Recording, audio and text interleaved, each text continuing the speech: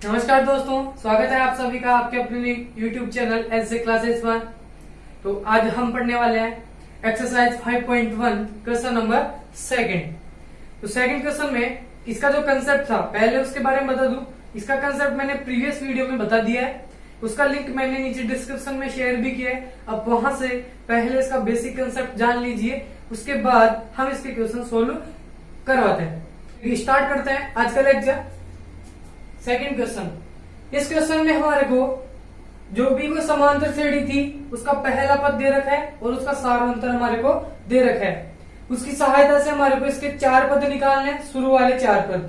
तो पहला पद निकलता है उसको ए ही बोलते हैं, एक के बाद वाला फिर उसके बाद वाला, इस तरीके से शुरू के चार पद हमारे को निकालना है। तो यदि मैं प्रथम पद की बात करूं तो पहला वाला पद तो वो एक खुद ही होता है, तो वो हमारे को दे रखा है -1। इसके बाद दूसरा पद जिसको हम बोलते हैं A2। दूसरा पद कब निकलता है? जब पहले वाले पद में मैं D को जोड़ देता हूं, या इसको हम बोल सकते हैं A प्लस में D। दूसरा पद इसी तरीके से निकलता था।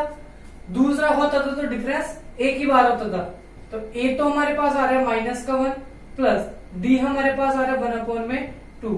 दोनों को ऐड करेंगे, इनका एलसीएम लेके -2 + 1 यह आ गया -1/2। थर्ड टर्म्स की यदि बात करें तो थर्ड टर्म निकलता है A + 2D। थर्ड टर्म को तीसरे वाले पद को हम बोलते हैं A3। तो A प्लस इसमें D दो बार जुड़ जाएगा। A तो हमारे पास आ रहा है -1 प्लस 2 इंटू D हमारे पास आ रहा है 1/2। इस 2 से आप ये वाला 2 कैंसिल कर सकते हो, -1 प्लस यहाँ केवल बच गया 1, दोनों सब्ट्रैक्ट होके बन गया 0। फोर्थ टर्म यदि निकाले तो फोर्थ टर्म कैसे निकलता है? A प्लस में 3D। A हमारे पास दे रखा है -1 प्लस 3 इंटू 1/2। तो ये बन जाता है -1 प्लस 3/2। इनका एलसीएम यदि ले तो -2 प्लस में 3, ये ऊपर बन गया प्लस में 1, नीचे बन गया 2। तो यहाँ पर चारों के चारों पद आपके पास निकल चुके हैं। पहला वाला पद आ रहा है -1, दूसरा -1/2, थर्ड टर्म आ रहा है 0 और फोर्थ टर्म आ रहा है 1/2। इनको आप सीक्वेंस से लिख सकते हो, -1 1/2 0 और 1/2। तो प्रथम चार पद यदि सीक्वेंस से लिखें तो -1, -1/2 0 प्लस में हाफ। अगले की बात करें तो अगला 1 हो जाएगा, फिर 3/2 हो जाएगा। इस तरीके से सभी टर्म्स यहाँ से निकलते चलेंगे। अब यदि देखो यहाँ पर आपने पहले वाले पद में D जोड़ा तो दूसरा वाला पद मिल गया। अब यहां से आप दो तरीके से अगले पद निकाल सकते हो, या तो तीसरा वाला पद इस तरीके से निकालो कि उसमें 2 बार डिफरेंस जोड़ो। तीसरे तक तो मैं तब भी पहुंच सकता था जब मैं दूसरे वाले में ही D जोड़ देता। तो -1/2 में यदि D जुड़ जाएगा तो हम अगले वाले पद में पहुंच जाते हैं। तो उस तरीके से आप इसको पद अगले निकाल सकते हो, या इस तरीके से भी निकाल सकते हो, ये पद आपको यदि पता है तो पहला पद निकालो, उसमें जैसे जैसे D आप जोड़ते जाओगे, एक बार D जुड़ा तो दूसरा मिल जाएगा, दूसरे में D जुड़ा तो तीसरा मिल जाएगा, और तीसरे में D जुड़ा तो चौथा मिल जाएगा। इस तरीके से सभी पद यहाँ पर मिलते चलते हैं। यहाँ पर देखिए पहले पद A1 की बात करूं तो A1 हमारे पास A ही होता है और वो हमारे को दे रखा है 1/3। दूसरा A2 की यदि बात करें तो A2 का कैसे निकलता है? दूसरा पद पहले वाले पद में 3 जोड़ दो, या आप ऐसा बोल सकते हो A प्लस D। पहले वाले पद में यदि D जोड़ देते तो दूसरा निकल जाएगा। तो A हमारे पास आ रहा है 1/3 और D हमारे पास आ रहा है 4/3। तो A2 निकल गया, दोनों का ऐसे मिल गया 3, 1 प्लस में 4, ये आ गया 5/3। इसी तरीके से थर्ड टर्म्स की यदि बात करें, अब तीसरा वाला पद यहाँ पर दो तरीके से निकल सकता है, या तो आप दूसरे में D ऐड कर दो, या पहले में 2 बार D ऐड कर दो। तो पहले में यदि 2 टाइम्स D ऐड करेंगे तो भी हम थर्ड तक पहुंच सकते हैं, और सेकंड में यदि 1 टाइम्स D ऐड करते हैं तो भी हम D तक पहुंच सकते हैं। तो देखो ये वाली चीज समझ में आ गई होगी। इस क्वेश्चन को आप इस तरीके से तो सोल्व कर ही सकते हो, ये वाले फॉर्मूले यहाँ पर लगा सकते हो। मैं इस तरीके से सिखा रहा हूँ। तीसरा वाला पद यदि आपको निकालना है तो दूसरे वाले A2 में यदि मैं D जोड़ दूं तो भी हम तीसरे तक पहुंच जाएंगे। और A2 हमारे पास मिल रहा है 5/3 और D हमारे पास दे रखा है 4/3। दोनों का एलसीएम आ गया 3, ऊपर बन गया 5 + 4 9/3। तो ये बन गया 3। इसी तरीके से 4 टर्म्स की यदि बात करूं तो 4 टर्म्स निकलता है। तीसरे वाले टर्म्स में भी मैं डी ऐड कर देता हूं तो, और तीसरा टर्म हमारे पास आ रहा है 3 में ऐड कर देंगे हम 4/3। डिफरेंस यही दे रखा है 4/3। इनका एलसीएम आ गया 3, ये 3 से मल्टीप्लाई हो गया तो 9 प्लस 4, यहां से आ गया 13/3। ये भी चारों पद यहां पर निकल गए। यहां पर भी इसी तरीके से सोल्व करना है। A1 जो पहला पद होता है वो तो A ही होता है, वो दे रखा है 0.6। A2 की यदि बात करें तो A2 आता है A प्लस में D, या A1 प्लस D आप बोल सकते हो, क्योंकि यहाँ तो A और A1 दोनों A की बात होती है। तो A हमारे पास दे रखा है 0.6 प्लस D आपको दे रखा है 1.1। दोनों को यदि हम ऐड करते हैं तो एक 1.1 और 0.6 दोनों मिलके बन के 1.7। अब यदि बात करें थर्ड टर्म्स की, जिसको A3 हम बोल रहे हैं, तो A3 कैसे निकलेगा? A2 में यदि हम D ऐड कर देंगे तो भी A3 के पास पहुंच जाएंगे, या A में 2 बार D ऐड करेंगे तो भी हम उसके पास पहुंच जाएंगे। तो देखो A2 हमारे को दे रखा है 1.7 प्लस, और D हमारे को दे रखा है 1.1। दोनों यहां से मिलके बन जाता है 2.8। इस तरीके से आप जोड़ भी सकते हो। डेसिमल्स को ऐड करना तो आता ही होगा। फोर्थ टर्म्स की बात करें तो फोर्थ टर्म आपके पास निकलती है थर्ड टर्म्स में यदि D ऐड कर दो। थर्ड टर्म आपको दे रखी है 2.8 प्लस D हमारे को दे रखा है 1.1। दोनों को ऐड किया तो 3.9। इस तरीके से आप अपने क्वेश्चंस को सोल्व कर सकते हो यदि आपको A और D दे रखा है। आगे के टर्म्स मुझे नहीं निकालने, क्योंकि केवल 4 ही पदों की बात कर रहा था, तो चारों पद हमने यहां से निकाल दिए। एक क्वेश्चन और इसका सोल्व करवा देता हूं। -1.25 और -0.25। देखो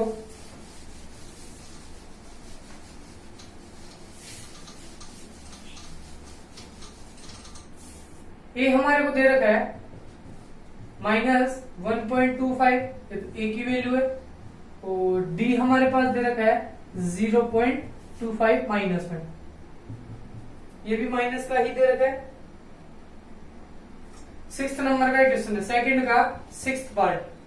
तो देखिए ए हमारे को पता है और डी हमारे को पता है, तो हम इसके चारों पद निकाल सकते हैं। पहला पद तो A1 ही हो गया, और A1 हो गया माइनस के 1.25।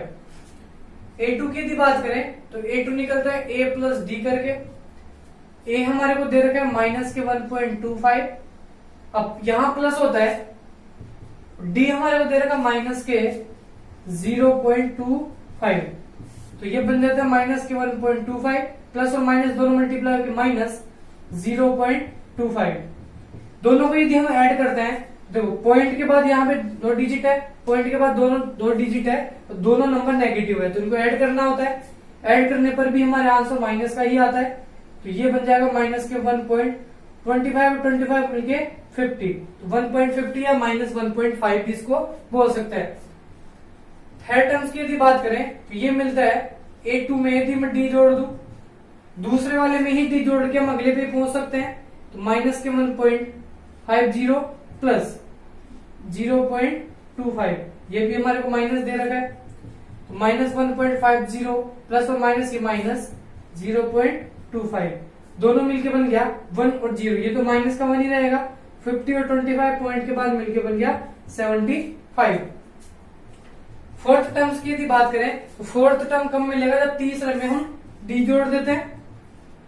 तो थर्ड हमारा दे रखे माइनस के 1.75 प्लस, अब ये प्लस माइनस दोनों मिलके यहाँ माइनस ही बनता है, इसको मैं डायरेक्ट लिख सकता हूँ माइनस 0.25। ये दोनों मिलके बन गया, देखो माइनस के 1.75 तो 0.25, इन दोनों को यदि ऐड करेंगे यहाँ तो 0 आता है, 7 और 2 9 के यदि हो गया तो 1 0.1, और इधर से जो बना है वो मिलके बन जाएगा 2।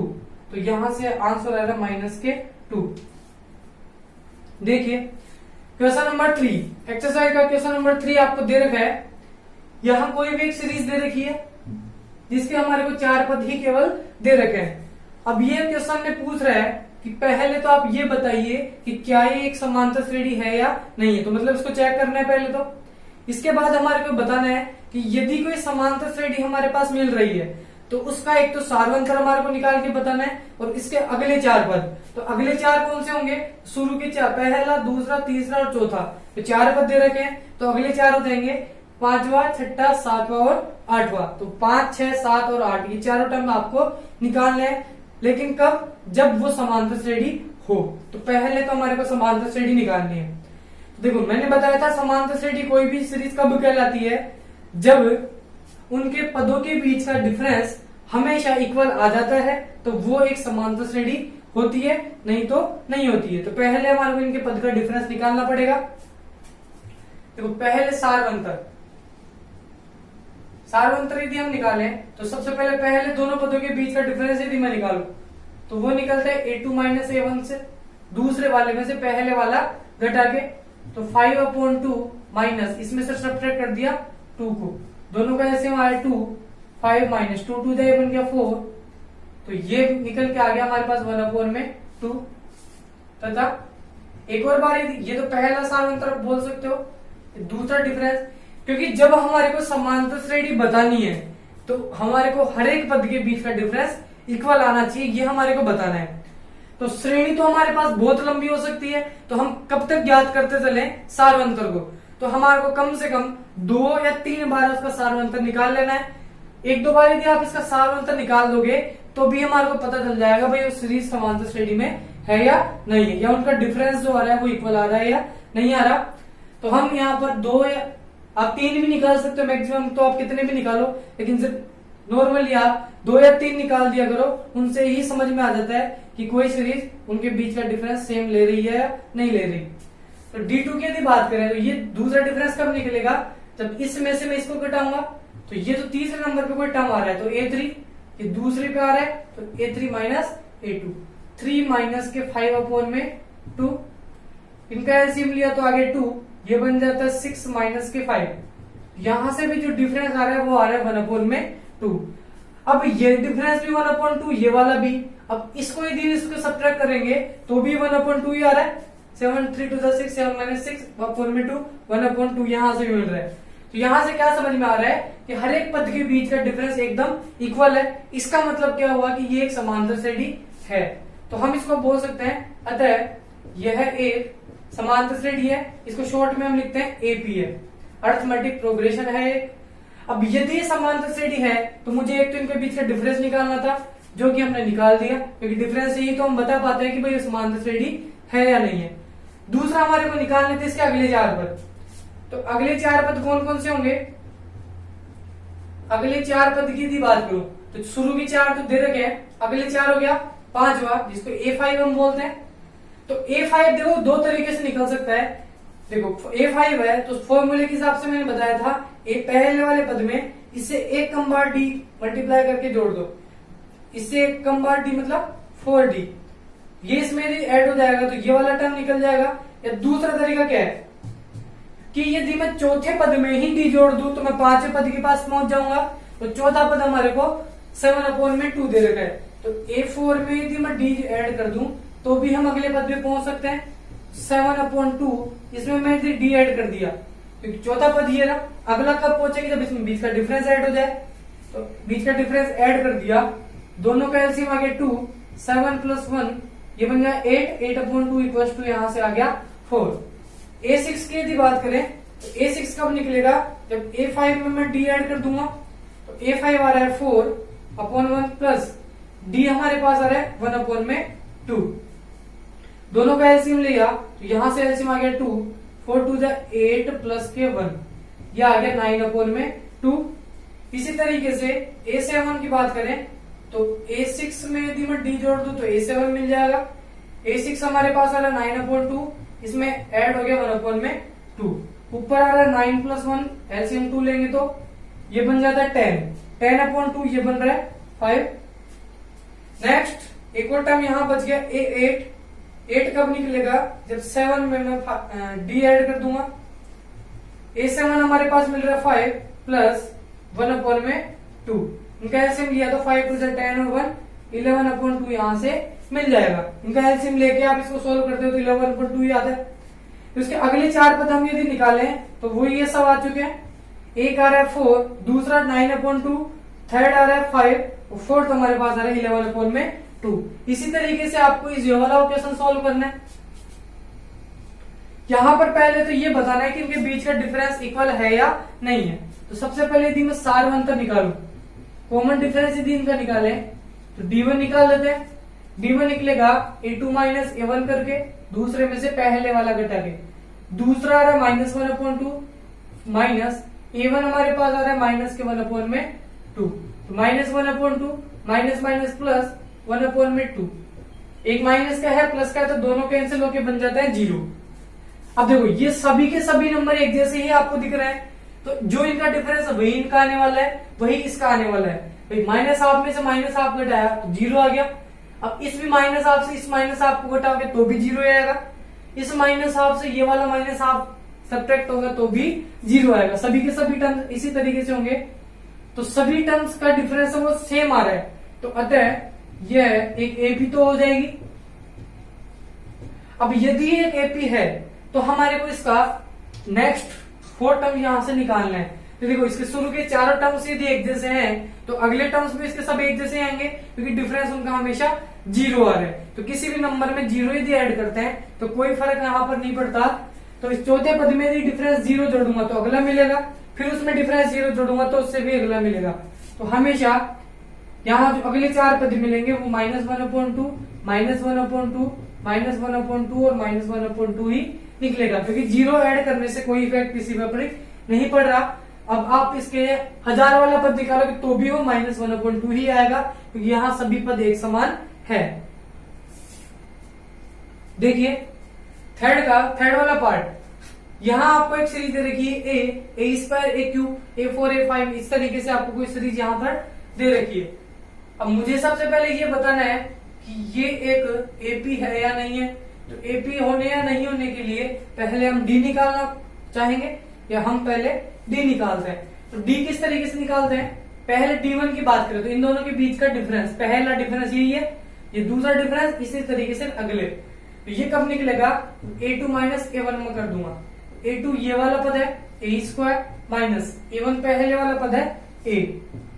इन दोनों में से A कॉमन आ रहा है तो यहाँ बन जाएगा A माइनस K1। ऐसा कुछ डिफरेंस यहाँ पर निकल के आया है। इसी तरीके से यदि मैं D2 दूसरे डिफरेंस की बात करूं तो ये बन जाता है A3 माइनस का A2।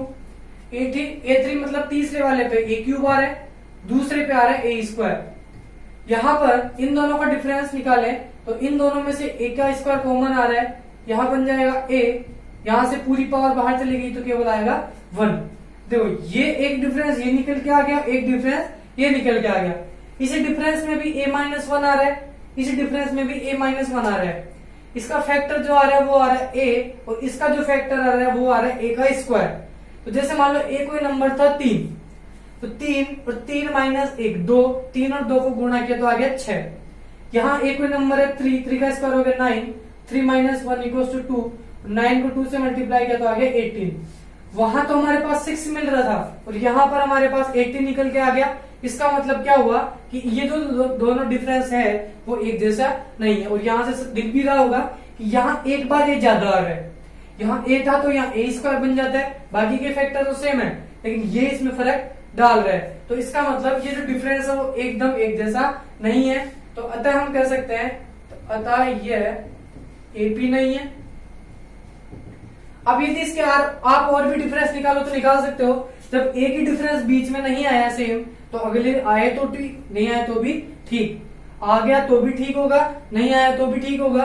आ गया तो हम उसको एपी बोल देंगे, नहीं आया तो एपी नहीं बोलेंगे। यहाँ पर देखो 2 से ही पता लग गया भाई डिफरेंस नहीं आ रहा तो हम इसको अब एपी नहीं कहेंगे। यदि सीरीज यहाँ से स्टार्ट हो रही है, अब आगे चाहे सारे डिफरेंस सेम भी आ जाएंगे तो भी ये एपी नहीं होगी, क्योंकि एक डिफरेंस बीच में गलत आ रहा है। इसके अलावा वो देखिए यहां इसको सोल्व करें तो इसका सारवंतर यहां पर भी हम निकालेंगे। सारवंतर निकलेगा सबसे पहले D1 निकलता है A2 माइनस A1 से। A2 हमारे को दे रखा है रूट में 6 माइनस रूट में 3। रूट 6 में से रूट 3 को या तो सब्ट्रैक्ट करो इनके रूट निकाल के, या इसको कुछ इस तरीके से मैं बना दूं। रूट 6 को मैं रूट में ही तोड़ के लिख सकता हूं, रूट 3 इंटू 2 माइनस के रूट में 3। अब देखो 3 टू यहाँ 6 ही बन रहा है, यहाँ से कोई नंबर बाहर रूट से नहीं आ रहा। तो देखो ये √3 है, यहाँ पर भी √3 आ रहा है, ये दोनों एक ही टर्म बना रहे हैं। तो इसमें से और इस वाले टर्म में से मैं √3 कॉमन यदि ले लूं तो यहां से केवल एक √2 बच जाएगा, यहां से माइनस का 1 रह जाएगा। दूसरा डिफरेंस यदि यहां से निकाले सारवंतर दूसरा, जिसको हम D2 बोल सकते हैं, D2 निकलेगा तीसरे वाले पद में से दूसरा वाला पद सब्ट्रैक्ट हो गए। तो तीसरा टर्म हमारे पास दे रखा है √9 माइनस ये दे रखा है √6। अब √9 वैसे तो बाहर निकल के 3 बन जाता है, या आप उसको ऐसे लिख सकते हो। फिर स्टेप बनाने के लिए आपको रूट में चेंज करना होगा, तो मैं इस √9 को कुछ इस तरीके से लिख देता हूं 3 × 3। √6 को हम लिख सकते हैं 3 × 2। देखो इसमें से यहाँ पर इस पे रूट है तो दोनों पे भी आप रूट लगा सकते हो। तो इसमें से मैंने एक √3 कॉमन ले लिया, तो यहाँ पर एक √3 बच गया माइनस √3 इधर आ गया, तो यहां से रूट में केवल √2 बचेगा। अब देखिए यदि मैं इसको 3 लिखता तो फिर वापस मुझे रूट बनाना पड़ता, तो इससे अच्छा तो ये वाला ही ठीक है कि हम उसको रूट हटाए ही नहीं। अब एक डिफरेंस तो ये आ गया, एक डिफरेंस ये आ गया। यहां पर बाहर √3 दोनों में आ रहा है, यहां पर √2 आ रहा है और यहां पर √3 आ गया। √3 की वैल्यू 1.732 इस तरीके से कुछ आती है, √2 आता है 1.411। तो ये दोनों अलग अलग वैल्यू यहां से मिल रही है। तो क्या समझ में आ रहा है कि √2 - 1 इसको सब्ट्रैक्ट करेंगे तो अलग वैल्यू निकल के आएगी। √3 में से √2 यदि सब्ट्रैक्ट होगा तो कुछ अलग वैल्यू यहां से निकलेगी। तो दोनों जो फैक्टर है वो यहां से अलग अलग हमारे को मिल रहा है, तो हम कह सकते हैं कि ये जो डिफरेंस है इनका, ये दोनों सेम नहीं आ रहे। यदि डिफरेंस सेम नहीं है तो ये एपी नहीं है। अब यदि एपी नहीं है तो हम इसके अगले 4 पद नहीं निकाल सकते, क्योंकि अगले 4 पद किसी भी सीक्वेंस में आ सकते हैं, यहां से इनका कोई फिक्स सीक्वेंस तो नहीं आ रहा। तो इस तरीके से हम यहां बोल सकते हैं भाई ये समांतर श्रेणी नहीं है। तो देखिए यहां दे रखा है थर्ड का 5th पार्ट √2, √8, √18, रूट में 32। पहले ये बताना भाई ये एपी में है या नहीं है। तो इसका डिफरेंस यदि मैं निकालू तो D1 कैसे निकलेगा, A2 - A1 करके इसमें से इसको सब्ट्रैक्ट करेंगे, तो ये हो गया 8 माइनस √2। तो √8 को मैं लिख सकता हूं 4 × 2, या √8 आप डायरेक्ट लिख सकते हो 2 रूट में 2 माइनस का √2।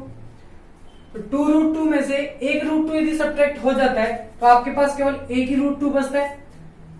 तो यहाँ 8 को हम लिख सकते हैं 2 √2 से, प्राइम फैक्टराइजेशन मेथड से 2 √2 इसको लिख दिया तो ये बनता है √2। 2 बार √2 में से एक बार √2 यदि सब्ट्रैक्ट हुआ तो एक ही बार √2 बचेगा। D2 यदि निकाले D2 को आप लिख सकते हो A3 माइनस का A2। A3 हमारे को मिल रहा है रूट में 18 माइनस में √8। √18 होता है 9 × 2। अब 9 जब रूट से बाहर आता है तो 3 बन जाता है, इसको लिखेंगे 3 √2। √8 को हम लिख सकते हैं 2 रूट में 2। तो 3 बार √2 यहाँ आ रहा है, 2 बार √2 यहाँ आ रहा है। 3 बार में से 2 बार यदि सब्ट्रैक्ट कर देंगे तो एक ही बार √2 बचेगा। यहां से भी डिफरेंस √2, यहां से भी डिफरेंस √2। अब यहाँ 32 को हम लिख सकते हैं 16 दूना 32। 16 को लिख सकते हैं 4 और 32 का √2 और बच जाएगा अंदर। तो 4 √2 इसको लिखेंगे 3 √2। 4 √2 में से 3 √2 गया तो ये भी √2 ही बचेगा। तो पता चल रहा है कि तीनों से डिफरेंस सेम आ रहा है, इसका मतलब यह एपी तो है। तो अतः यह है एपी है। अब एपी है तो हमारे को इसको अगले 4 पद निकालने हैं। तो अगले 4 पद मतलब 5वां पद यदि मैं निकालू तो 5वां निकलेगा A4 में यदि मैं D ऐड कर देता हूं तो A4 हमारे पास आ रहा है रूट में 32 प्लस उसमें मैं D ऐड कर दूं तो D हमारे पास आ रहा है √2। तो देखो √32 पहले इसको किस तरीके से लिखेंगे, तो रूट में 32 इसको हम लिख सकते हैं 4 √2 प्लस में √2। तो 4 √2 और 1 √2 दोनों मिलके बन जाता है 5 √2। अब इसको चाहे 5 √2 बोल लो या इसको आप बोल सकते हो रूट में 50। 5 5 25 और 25 को 2 से मल्टीप्लाई किया तो रूट में आप लिख सकते हो √50। A6 की यदि बात करें तो A6 निकलता है A5 प्लस में D। अब A5 चाहे आप ये लिख लो चाहे ये वाला लिख लो, तो मैं ये वाला लिख देता हूं। A5 लिख दिया 5 √2 और डिफरेंस आ रहा है √2। तो 5 √2 और 1 √2 दोनों मिलके बन गया 6 √2।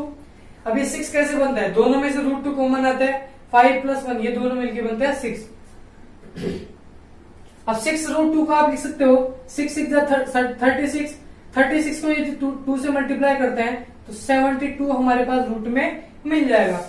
A7 की यदि बात करें तो A7 मिलता है A6 प्लस में D।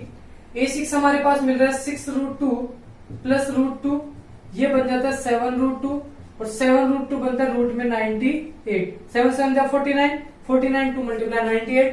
A8 की यदि बात करें तो A7 प्लस में D मिलेगा। A7 हमारे पास आ रहा है 7 √2 प्लस 1 √2, दोनों मिलके बन गया 8 √2। 8 8 जा 64, 64 को 2 से मल्टीप्लाई किया रूट में 128। तो ये चारों टर्म्स यदि आप रूट में ही चाहते हो, √50, √72, √98 और √128 यहां से मिल गया। इसी तरीके से यहां पर यदि डिफरेंस निकालू तो पहला डिफरेंस होगा A2 माइनस A1 से, तो A2 दे रखा है 2A, ये दे रखा है A।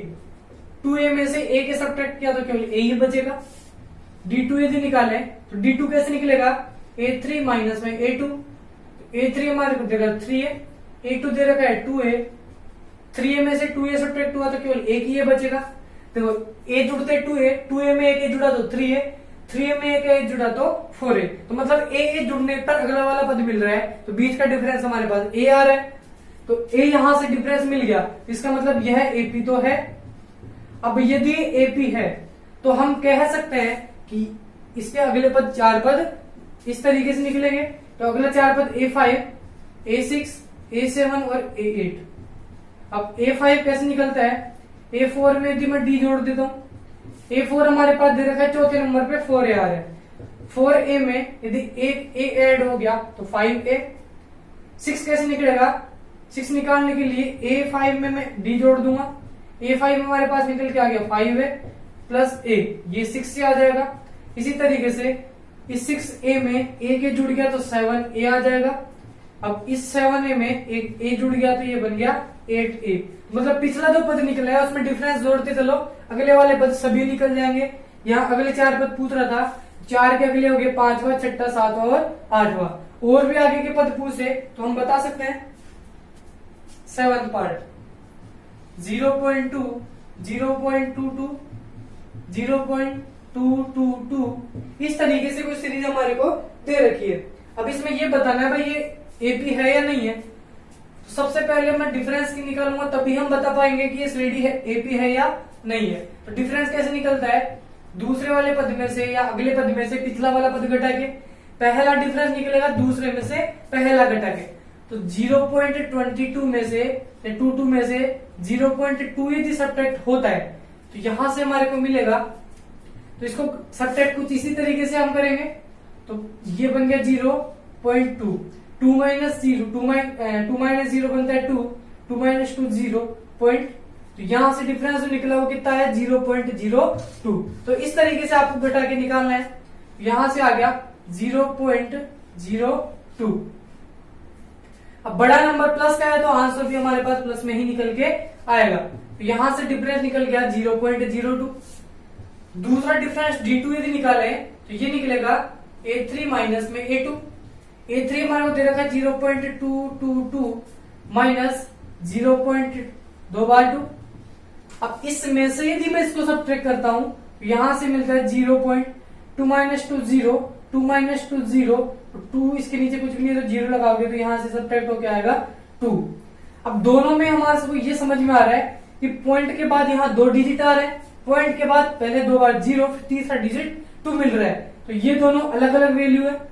ये मत समझना कि पॉइंट के बाद 0 का कोई इंपोर्टेंस नहीं होता, उसके बाद यदि कोई नंबर आ रहा है तो उसका इंपोर्टेंस होता है। तो यहाँ पॉइंट के बाद एक ही 0 था, पॉइंट के बाद 2 0, फिर कोई नंबर 2 आ रहा है, यहाँ फिर कोई एक बार नंबर 2 आ रहा था, इसका मतलब ये दोनों नंबर अलग अलग है, इसका मतलब ये AP नहीं है, तो अतः ये AP नहीं है। अब यदि AP नहीं है तो इसको हम आगे सॉल्व नहीं करेंगे। तो गाइस यदि आपको हमारा वीडियो अच्छा लगे तो प्लीज वीडियो को जरूर लाइक कीजिए, चैनल को सब्सक्राइब कीजिए, और आप यदि टोटल क्लास 10th की मैथ पढ़ना चाहते हो तो चैनल के सारे वीडियोस देख लीजिए। मैंने अब तक 4 प्रश्नावली यहाँ पर करवा दी है, 5th चैप्टर हमारा स्टार्ट हो चुका है। मैं रेगुलर कंटेंट डालता रहूंगा। रेगुलर क्लास आपकी मैथ की यहाँ से लगती रहेगी और आप टोटल मैथ यहाँ से पढ़ सकते हो क्लास 10 की। Thank you.